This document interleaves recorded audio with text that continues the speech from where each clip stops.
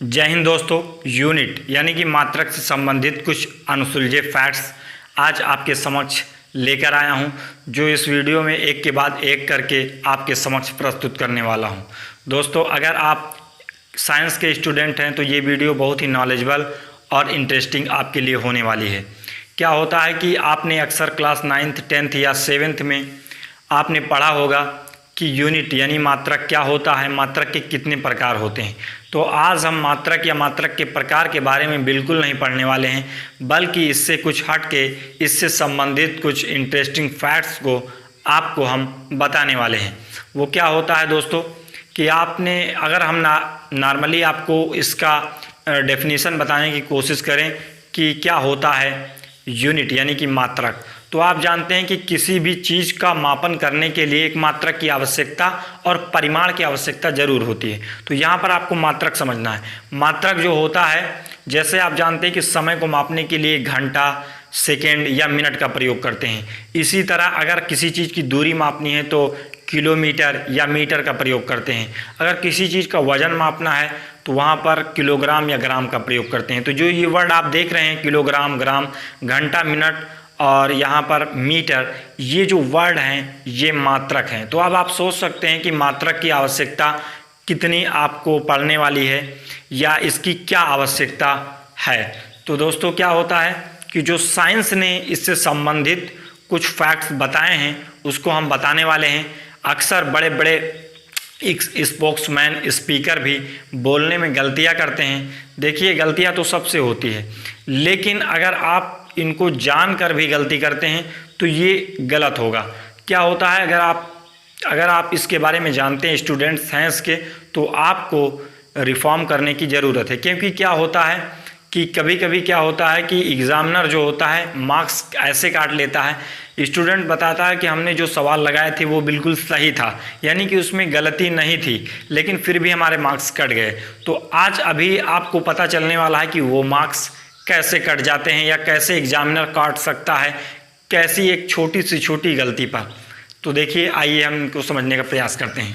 पहला पॉइंट जो हमारे साइंसदान ने यानी कि वैज्ञानिकों ने बताया है मात्रक यानी कि यूनिट से संबंधित, वो पहला क्या है।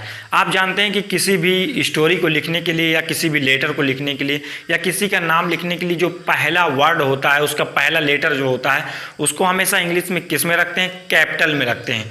तो आप जानते हैं कि उसको कैपिटल में लिखा जाता है। और इसी तरीके से जब हम किसी चीज़ को एक से ज़्यादा हो जाता है तो एक से ज़्यादा हो जाता है उसको बहुवचन कहते हैं। अगर एक रहता है तो सिंगुलर यानी कि एक वचन रहता है। तो वहाँ पर बहुवचन बनाने के लिए उसमें कुछ जोड़ना पड़ता है। तो इन्हीं सब चीज़ों से रिलेटेड पॉइंट को हम बताने वाले हैं। देखिए, पहला क्या है कि कभी भी जो मात्रक होता है उसको बहुवचन में नहीं लिखते हैं। मात्रक को बहुवचन में नहीं लिखने का मतलब क्या हुआ कि जैसे अगर आप जानते हैं कि मान लीजिए किताब है, अगर किताब लिख दिया तो इसका मतलब क्या हुआ? एक किताब। अगर हमें 10 किताबें खरीदनी हैं, 10 किताबें बोलनी हैं, तो हम क्या बोलेंगे? 10 किताबें। तो यहाँ पर जो किताबें ए वर्ड लगा तो ये किस चीज़ को रिप्रेजेंट कर रहा है कि ये बहुवचन बन गया। जबकि यहाँ पर किताब एक है, तो एक जब 2 या 2 से अधिक कोई चीज़ हो जाती है तो वो बहुवचन के अंतर्गत यानी कि प्लूरल के अंतर्गत। और जैसा कि हमने बताया कि मात्रक को कभी भी बहुवचन में नहीं लिखते हैं। जैसे अगर आपसे कोई बोलता है कि दूरी को मीटरों में और समय को घंटों में व्यक्त कीजिए या घंटे में व्यक्त कीजिए, तो ये बिल्कुल अशुद्ध है। अकॉर्डिंग टू साइंस ये बिल्कुल अशुद्ध माना जाता है। इसको ऐसे बोला जाएगा, अगर शुद्ध रूप में बोला जाए, दूरी को मीटर में तथा समय को घंटा में व्यक्त कीजिए, जो कि ये सही होगा। और आपने अक्सर किसी लेख में भी पढ़ा होगा या लोग बोलते भी हैं, घंटा नहीं बोलते हैं, घंटे बोलते हैं। जैसे 10 है तो 10 घंटे बोलते हैं। तो यहाँ पर इसी चीज़ को आपको नहीं बोलना। जैसे आप कहते हैं कि सेकंडों में, तो जैसे यहाँ पर अगर 1 घंटा है तो आपको तो समझ में आता है कि इसको 1 घंटा लिखना चाहिए, क्योंकि ये एक है, सिंगुलर है। लेकिन अगर 3 लिखना है तो 3 जब लिखना है तब भी 3 घंटा ही लिखा जाएगा। अगर 3 घंटे लिखते हैं यहाँ पर लिखा जाएगा, क्योंकि ये मात्रक नहीं, जबकि ये मात्रक है। तो ये घंटा जो है ये मात्रक है, इसलिए यहाँ पर इसको 3 घंटा हो चाहे 10 हो चाहे 20 हो तो उसको घंटा ही लिखा जाएगा, घंटे नहीं। अगर घंटे या घंटों या मिनटों या सेकेंडों ऐसा अगर हम बोलते हैं तो बिल्कुल गलत होगा। सेकंड को सेकंड बोला जाएगा, मिनट को मिनट बोला जाएगा और घंटा को घंटा बोला जाएगा। इसी तरह अगर हम किसी चीज़ को वजन है, किलोग्राम को कभी भी किलोग्रामों नहीं बोलेंगे या कि, ठीक है, तो ये आपको प्रयोग करना है ऐसे। अब देखिए ये पहला पॉइंट जो था, कभी भी मात्रक को आपको ध्यान रखना है कि बहुवचन में नहीं लिखना है। अगर आप लिखते आए हैं तो आप आज से ही इसको छोड़ना सीख जाइए। अब देखिए दूसरा पॉइंट क्या है। दूसरा पॉइंट ये आपका है कि जब भी किसी चीज़ का लेख हम लिखना शुरू करते हैं, किसी भी चीज़ का लेटर हो और जो उसका पहला लेटर होता है अंग्रेजी में, तो उसका जो पहला वर्ड का पहला लेटर होता है उसको हम हमेशा कैपिटल लिखते हैं, तो कैपिटल लेते हैं। लेकिन यहाँ पर क्या होगा कि जितने भी मात्रक यानी कि यूनिट हैं उनको कभी भी कैपिटल लेटर में नहीं लिखा जाएगा। अब हम आपको बता दें कि जो मात्रक होता है वो दो प्रकार के, एक सामान्य मात्रक होता है और एक वैज्ञानिकों के नाम पर जो पड़ता है वो एक मात्रक वो होता है। तो सामान्य मात्रक जो किसी वैज्ञानिकों के नाम पर नहीं पड़ता है या मैथमेटिशियन के नाम पर नहीं पड़ता है। जैसे हम आपको बताएं कि बल, यानी कि बल की खोज या बल के बारे में न्यूटन ने बताया, इसलिए बल को जो मात्रक हो गया बल का उसका न्यूटन हो गया, न्यूटन के बारे में। ऐसे वाट की खोज की वाट, तो वो वाट वैज्ञानिक के नाम पर पड़ गया। ऐसे जो हर्ट्ज है आवृत्ति को नापने के लिए हर्ट्ज वैज्ञानिक ने किया, इसलिए उसका हर्ट्ज हो गया। तो यहाँ पर आप समझ सकते हैं कि अगर आपको मीटर लिखना है तो आपको ऐसे नहीं लिखना है कि आप कैपिटल MET यहाँ पर आप ऐसे लिख रहे हैं। अगर ऐसे लिख रहे हैं तो ये बिल्कुल आपका गलत माना जाएगा।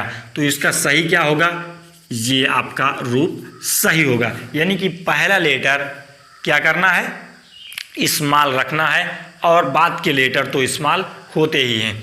तो दोस्तों ये जो था एक सामान्य मात्रक है, जबकि आप जानते हैं कि न्यूटन क्या है, एक वैज्ञानिक का नाम है। तो ये सामान्य मात्रक तो नहीं हुआ, लेकिन ये भी मात्रक है। तो यहाँ पर न्यूटन का देखिए, यहाँ पर पहला वर्ड जो है ये क्या है, स्मॉल है। इसलिए स्मॉल है क्योंकि हम कभी भी मात्रक को प्लूरल नंबर यानी कि बहुवचन में नहीं लिखते हैं। ऐसे अगर आप देखें वाट है तो वाट को भी हम क्या कहते हैं, प्लूरल में नहीं लिखते हैं, बल्कि इसको क्या करते हैं कि पहला जो होगा वो स्मॉल ही होगा लेटर।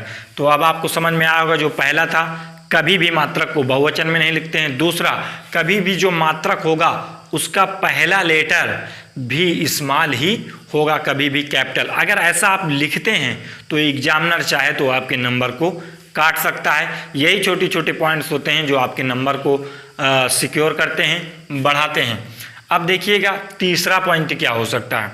तीसरा पॉइंट जैसा कि हमने बताया, जो वैज्ञानिकों के नाम पर पढ़ते हैं। आपने देखा होगा कि जब आप पढ़ते रहे होंगे 9th में, 10th में या 7th में, तो आपको जब डेफिनेशन लिखवाई जाती थी कि बल की परिभाषा, तो अंत में लिखा जाता था कि बल को कैपिटल N से प्रदर्शित किया जाता है, मीटर को स्मॉल m से प्रदर्शित किया जाता है। तो ऐसा क्यों, क्या आपने कभी इसके बारे में सोचा?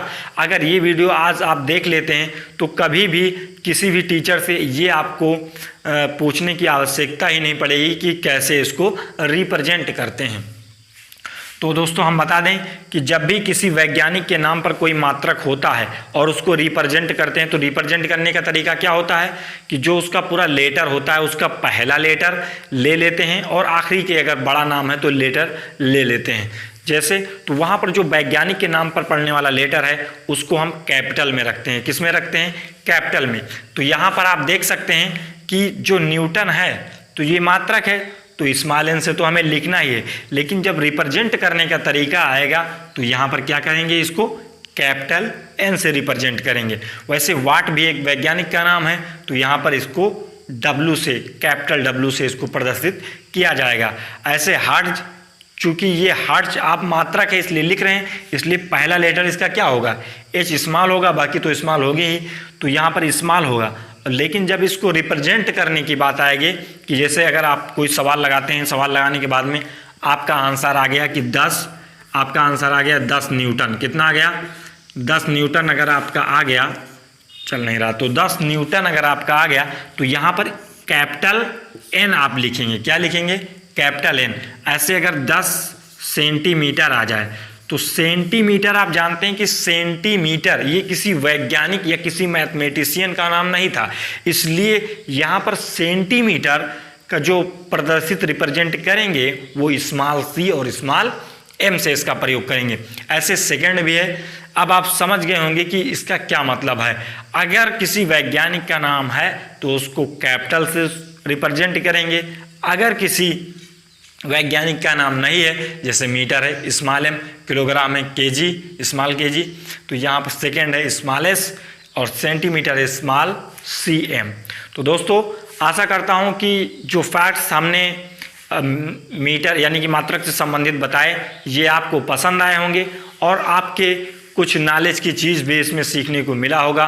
तो दोस्तों आशा करता हूँ कि ये वीडियो आपको पसंद आई होगी। धन्यवाद।